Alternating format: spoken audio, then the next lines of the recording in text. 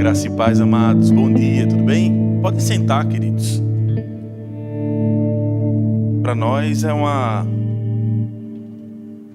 grande felicidade, uma honra muito grande, depois de tantos elogios, né, do pastor Daniel, a gente fica até constrangido, a gente se sente até importante.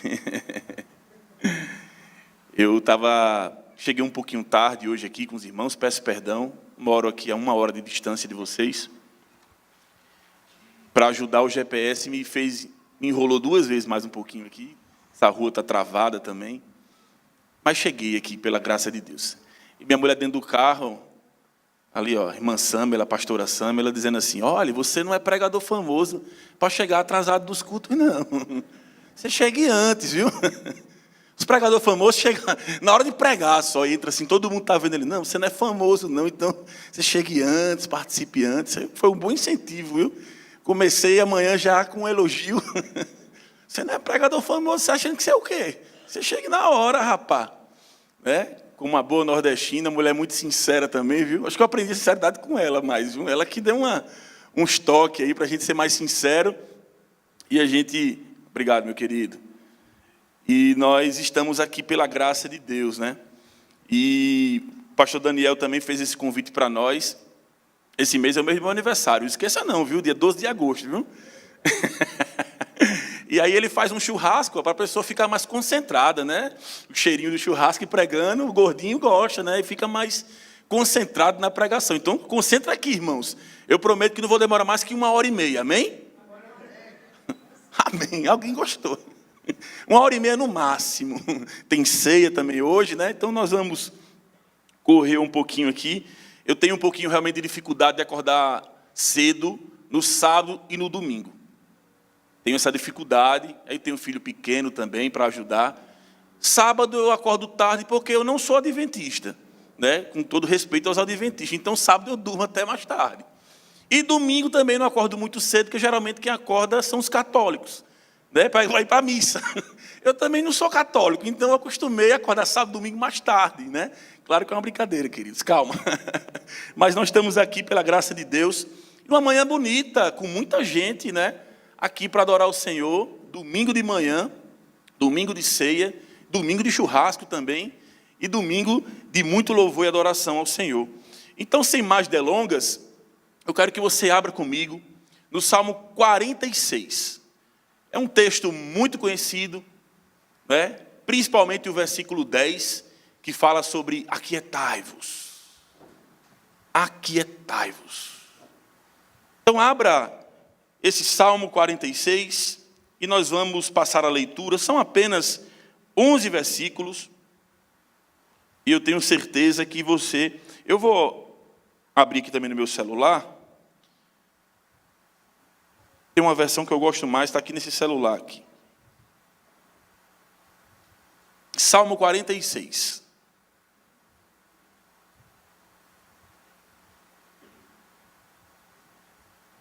Os irmãos acharam? Amém? Amém. Passamos a leitura, então. Deus é o nosso refúgio e fortaleza, socorro bem presente na angústia.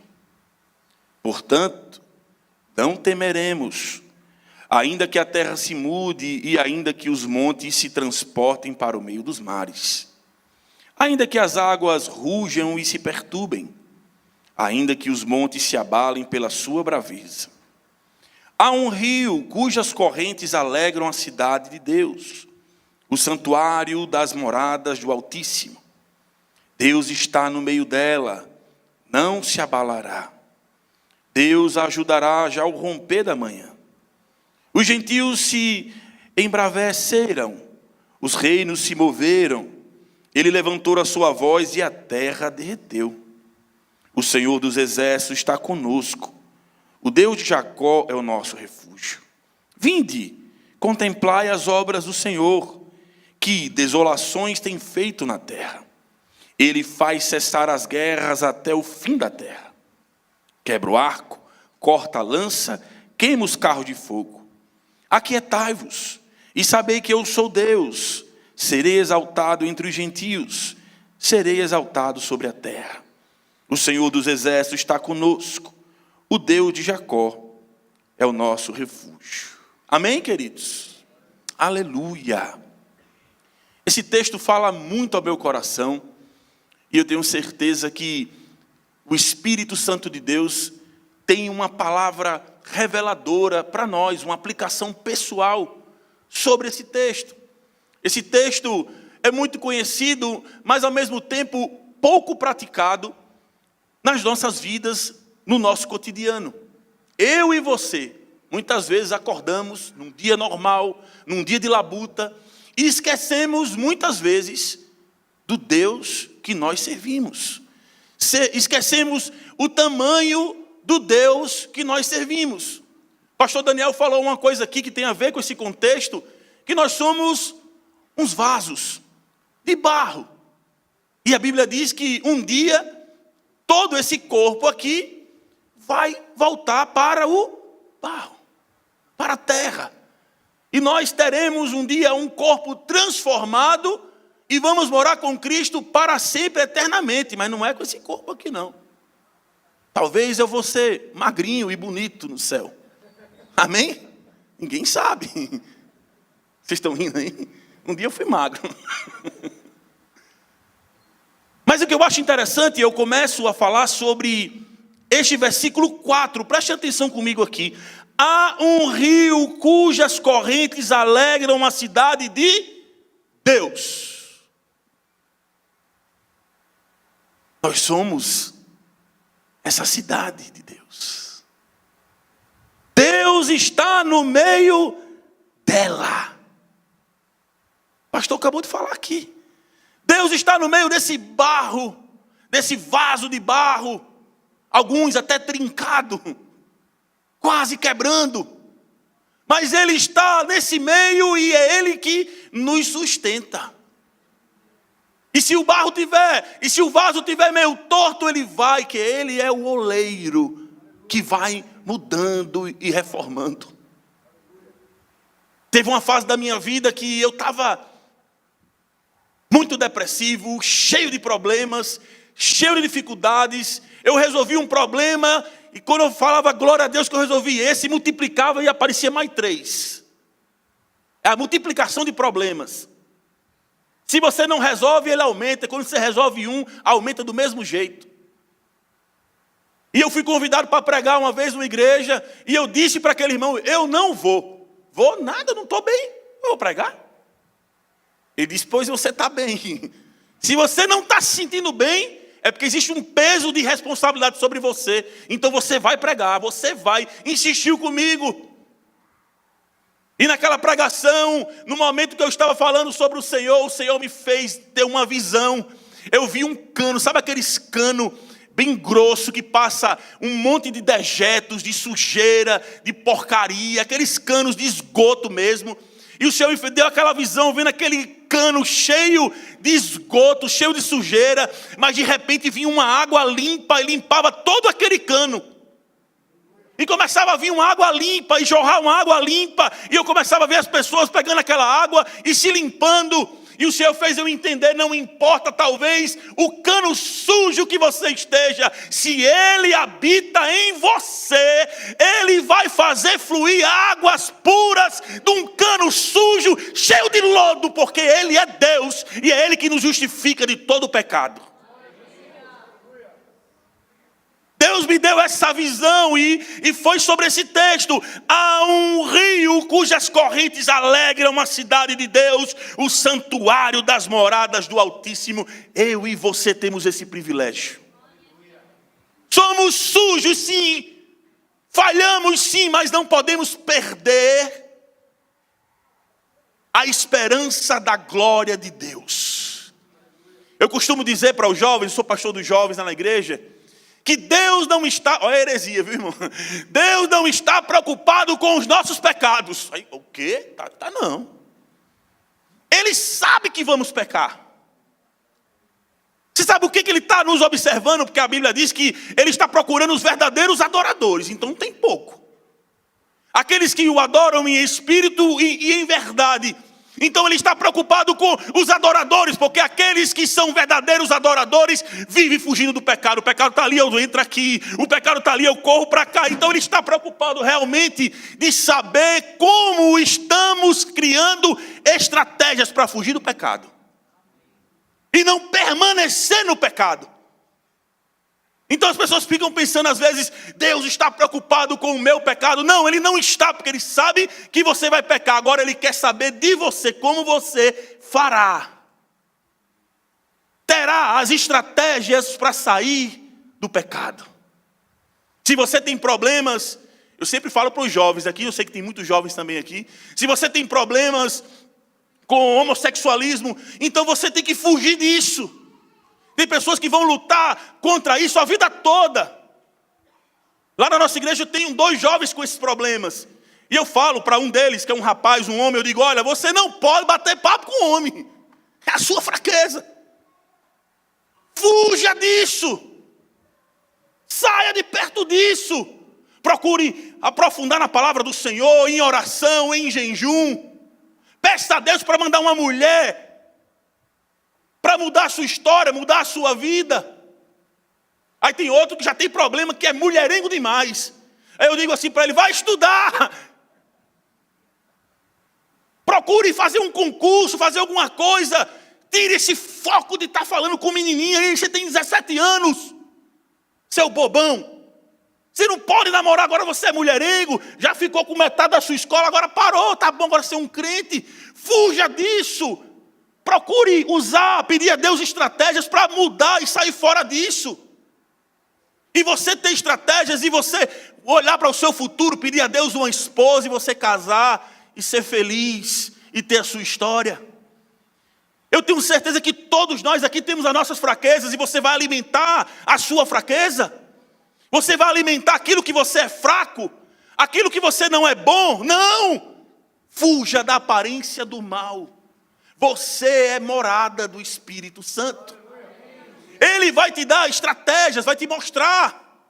Ele vai dizer para você. Eu duvido que um crente convicto em Jesus peque e pense, eu não pequei. Ele peca, ele sabe que pecou.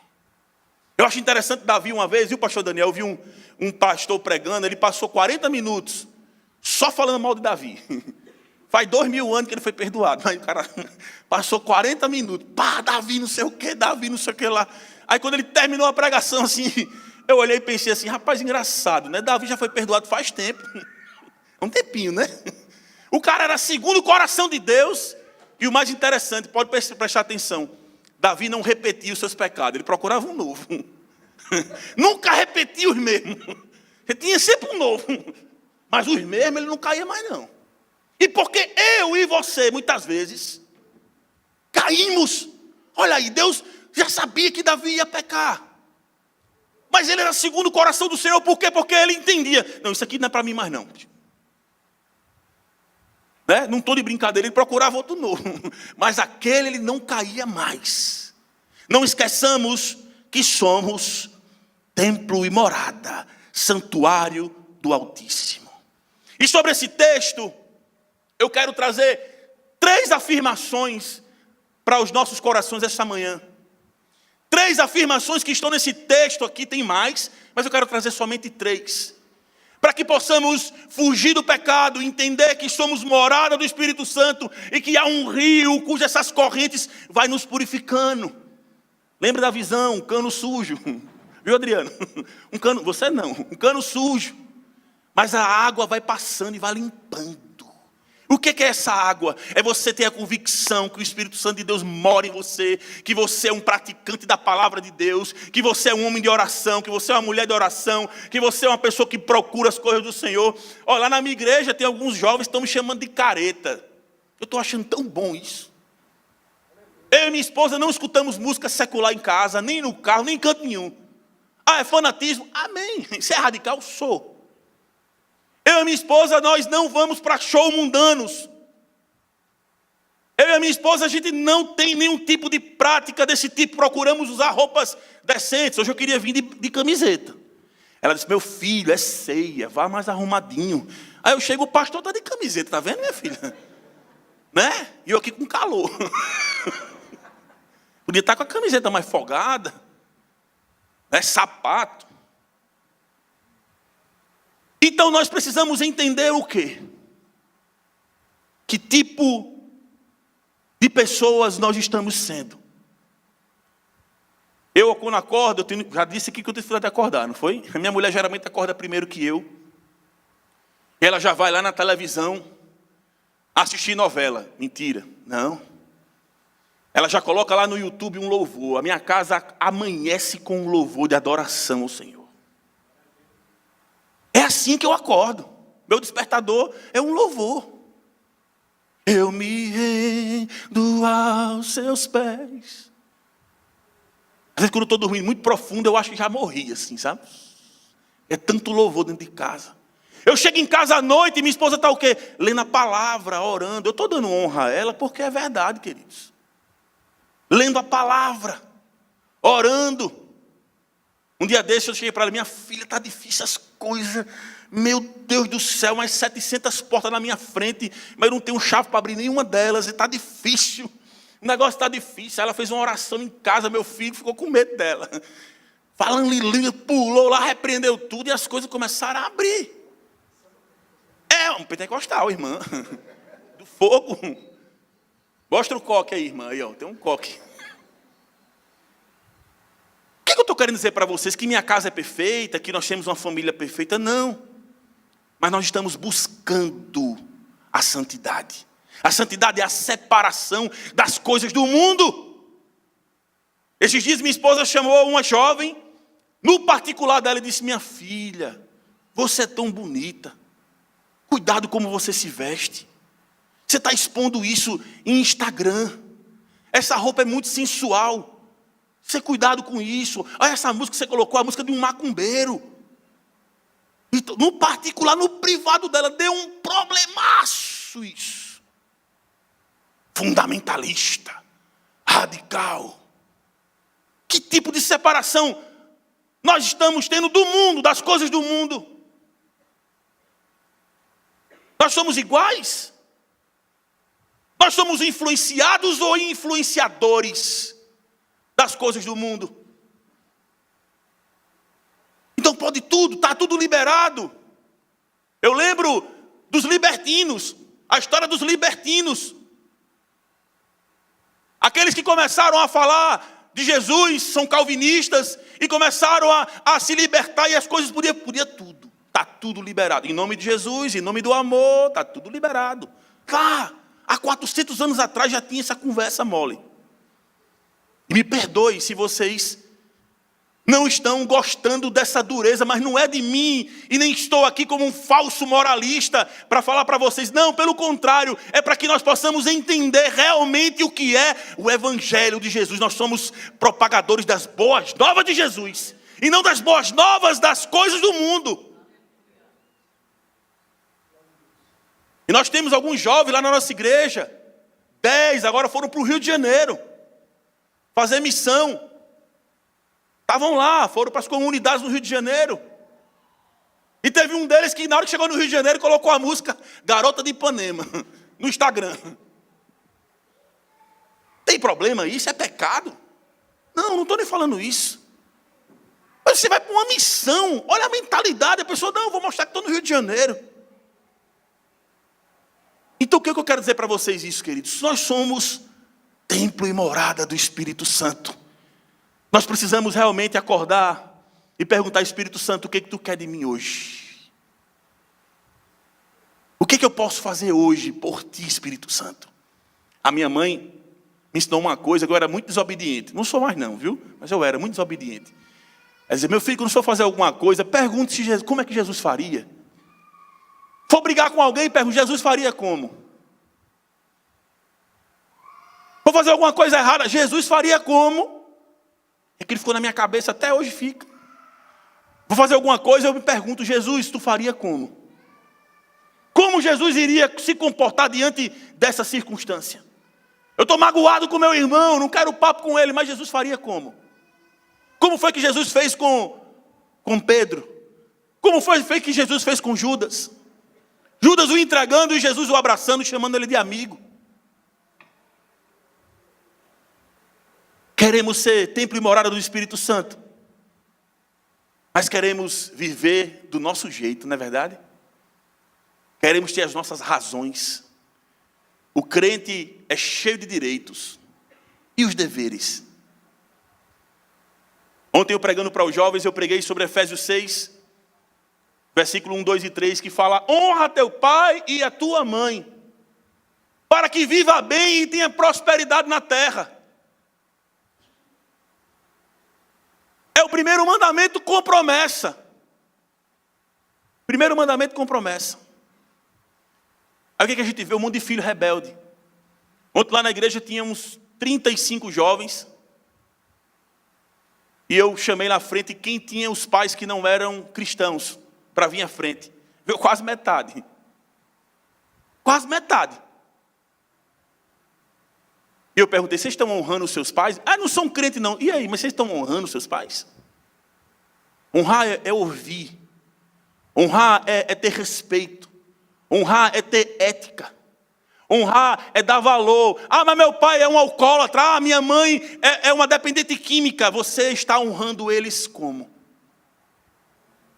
Tem jovens que já desistiram de falar de Jesus para os próprios pais. Se você honra seu pai e a sua mãe, se você honra seu pai e a sua mãe, provavelmente você também honra a Deus. Se você honra seu pai e a sua mãe, você vai honrar o seu patrão. Você vai honrar a sua esposa. Você vai honrar o seu marido. Você vai honrar os seus funcionários. Você vai honrar o nome do Senhor dentro da sua empresa. Você vai honrar o Senhor onde você estiver. Se você tiver esse primeiro princípio, por isso que está dizendo, você vai ser bem sucedido na terra. Então, sem mais delongas, vamos para essa parte aqui, desses 3 ensinamentos aqui, desse capítulo 46 de Salmo. Primeiro versículo: Deus é. Deus é. Quem é Deus para você? Uma vez mandei um versículo para um irmão da Assembleia de Deus, muito gente boa, e eu mandei para ele um texto dizendo que Deus não existe, provocando ele, né? E ele fez um textão maior do mundo para mim, achando que eu tinha abandonado a fé, né? Mas o que eu queria chamar a atenção dele é que Deus é, e de fato Deus não existe, porque algo para existir tem que ter sido criado. E Deus não foi criado por ninguém. Lá no livro de Romanos 11:36, o apóstolo Paulo escreve dizendo assim: quem foi os teus conselheiros? Quem foi que disse para o Senhor: faça o mar até aqui, faça a terra até aqui? Quem estava com o Senhor dando a ele conselhos de como ele deveria fazer a terra, de como deveria ser o sol, a lua? Quem foi que deu essa dica para o Senhor? Estava lá do lado dele dizendo: olha, Deus, faz assim. Não! Ele fez tudo, e tudo era bom aos seus olhos. Faça-se a luz. Faça-se os seres viventes do mar. A sua palavra mudou e fez tudo novo na terra. Deus é o nosso refúgio, Deus é o nosso consolador, Deus é o nosso Senhor, Deus é aquele que enviou o seu Filho para morrer por nós e nos justificar. Por isso, nenhuma condenação há para aqueles que estão em Cristo Jesus, que não vivem mais segundo a carne, mas segundo o Espírito, porque Deus é o nosso amigo, Deus é o nosso amor, Deus é o nosso consolador, Ele é aquele que nos faz e faz muito mais do que pedimos ou pensamos, porque nem sabemos orar. A Bíblia diz que o Espírito intercede por nós.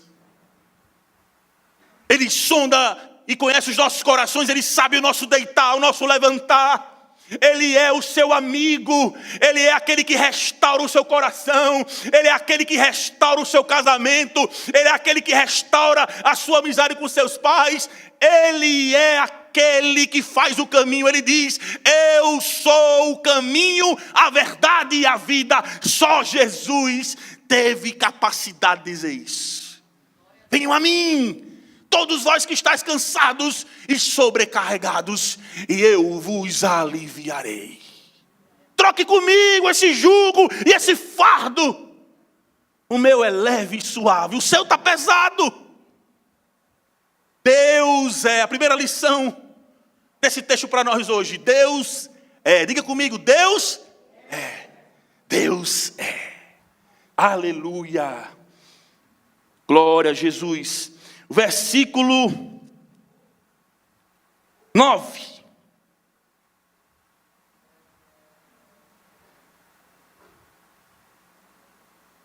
Desculpa aqui, queridos, atrapalhei aqui. Deus. Versículo 5.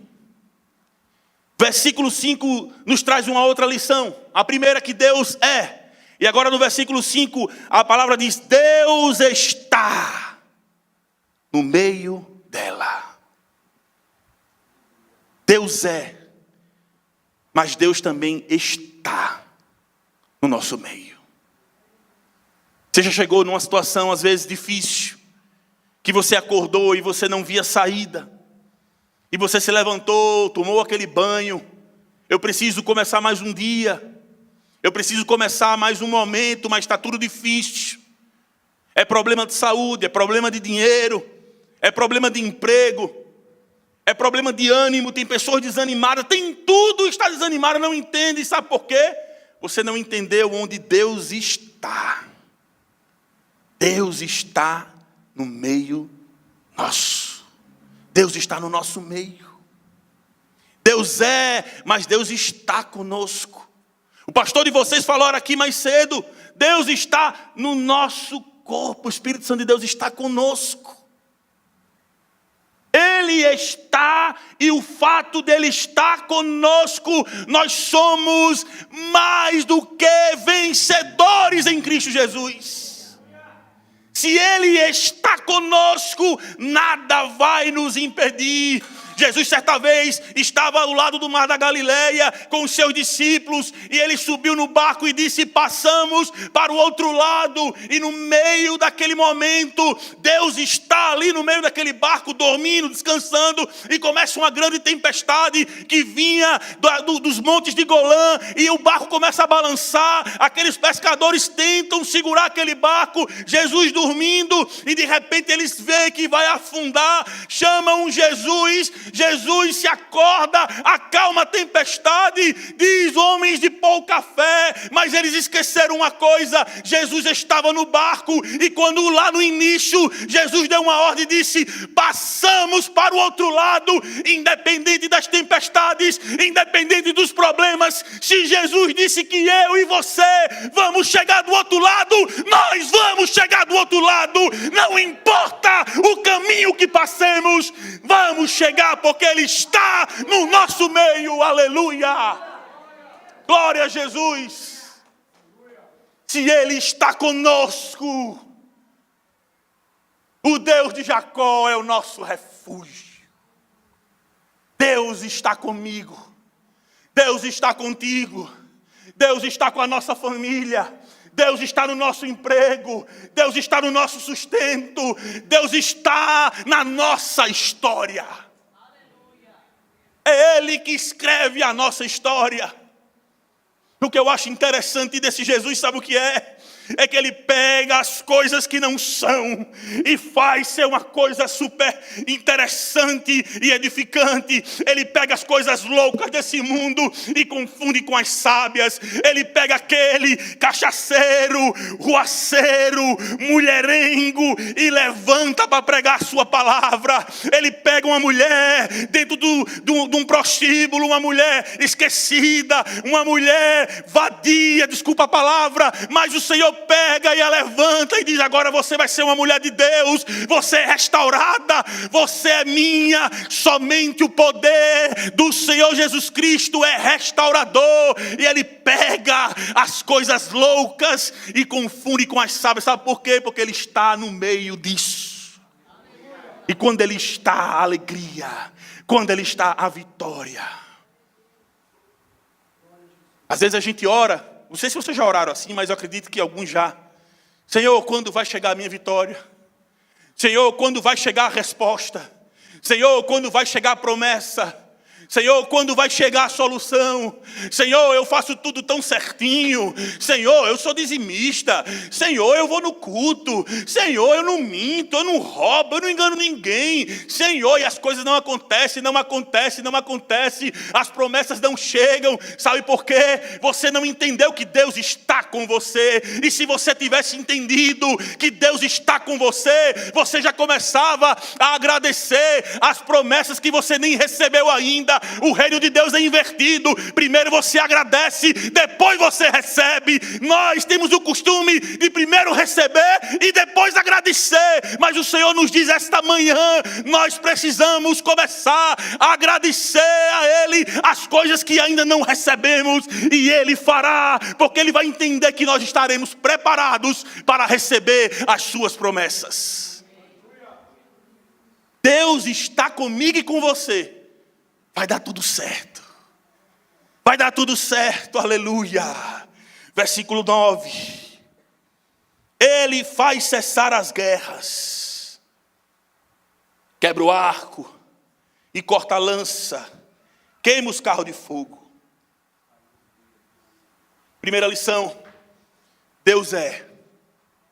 A segunda: Deus está. E a terceira: Deus faz. Deus faz. Ele é aquele que olha para a nossa vida. E até mesmo tem momentos que a gente se olha no espelho. Eu gosto muito de olhar no espelho, viu? Não é porque eu sou bonito não, mas eu gosto de olhar para ver se eu melhoro alguma coisa. E eu olho no espelho assim às vezes, e eu não consigo enxergar nada de bom em mim. Eu olho para mim e digo: rapaz, tu tem quase 40 anos. E o que foi que tu construiu? Às vezes olhando no espelho, eu sinto pena de mim. Às vezes olhando no espelho, eu sinto que eu poderia ter feito muito mais. Tente imaginar agora você olhando para o seu espelho e vendo quem é você. Que você poderia ter feito, que você poderia ter aprendido mais. E às vezes olhando no espelho de manhã, acontece de eu fazer essa oração. Só que eu começo a entregar ao Senhor toda a minha ansiedade. Eu começo a entregar a Ele todos os meus problemas. Que eu aprendi. E quando eu não consigo resolver esse problema, já não é mais meu problema. Eu olho para o problema, esse aqui eu não consigo resolver, então já não é mais meu. Eu vou ficar só acompanhando de longe, que eu não posso ser irresponsável. Mas eu estou contando com que o Senhor vai cuidar desse problema. E às vezes olhando para o espelho, vem esse sentimento, e eu confesso para vocês que isso é algo no mundo espiritual, para nos trazer uma depressão, um medo, um pânico. Mas você precisa entender uma coisa: quando você olha para o espelho da sua vida e você enxerga tudo isso, você precisa entender uma coisa: é Deus que faz através das nossas vidas. Às vezes Deus permite isso para que possamos ter o sentimento de que tudo que sair de bom de nós veio do Senhor. Tudo que sair de relevante, de extraordinário, de legal, de bonito, de honroso, tudo isso foi o Senhor que nos deu esta dádiva. E no meio desse momento de depressão, de reflexão, que o que é depressão? Depressão é um sentimento de você se colocar para baixo. Você está nesse nível aqui, mas você baixa mais um pouquinho. Uma pressão para baixo. E nesse momento nós precisamos entender aquilo que o apóstolo Paulo escreveu lá em 2 Coríntios 10, 12. Quando eu estou fraco, aí eu estou forte. Sabe o que é isso? É quando entendemos que é Deus que faz. Quando entendemos que é Deus que faz, nós teremos condições de olhar para os problemas e as dificuldades e as tristezas e aquilo que nos abala e a depressão e o pânico, o medo, tudo aquilo e dizer assim: o meu Redentor vive e um dia eu o verei face a face e ele não será um estranho para mim. Jó perdeu tudo, Jó ficou sem nada, mas ele entendeu: ei, peraí, tem uma coisa aí. Eu nasci sem nada, eu não tinha nada, lá para lá eu vou voltar, o Senhor me deu, o Senhor tomou, bendito seja o Senhor. Sabe por quê? Jó entendeu que nenhum dos seus planos poderia ser frustrado. Ele entendeu que é Deus que faz, que Deus que dá, que Deus que toma. E quando eu e você entendemos que é Ele que faz, é Ele que sustenta, é Ele que nos dá inteligência, é Ele que nos dá o oxigênio, é Ele que nos levanta, nós entendemos que pode vir os problemas, a tribulação, a angústia, o perigo ou a espada, mas nada vai nos separar do amor de Jesus Cristo que está em nosso Deus. Aleluia!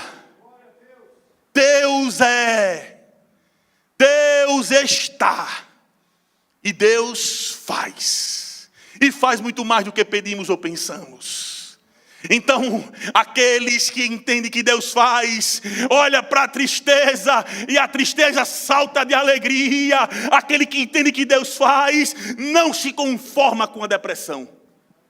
Não se conforma com a tristeza. Eu sei, eu não quero aqui entrar no mérito. Tem pessoas que têm problemas realmente, que precisam de um psiquiatra, de um psicólogo, de algum remédio. Eu não estou anulando isso, mas eu creio que um problema depressivo tem sim problemas espirituais. E eu e você precisamos entender e olhar para a palavra e ter a consciência diante de Deus que Ele faz. Ele dá estratégia para os médicos, Ele dá estratégia para os psicólogos, Ele abençoa também a medicação, mas é Ele também que nos dá estratégias para fugir das depressões, medos, pânicos e ansiedade que esse mundo tem. E quando eu e você entendemos que Ele faz, é porque Ele faz. Aleluia. Fique de pé em nome de Jesus.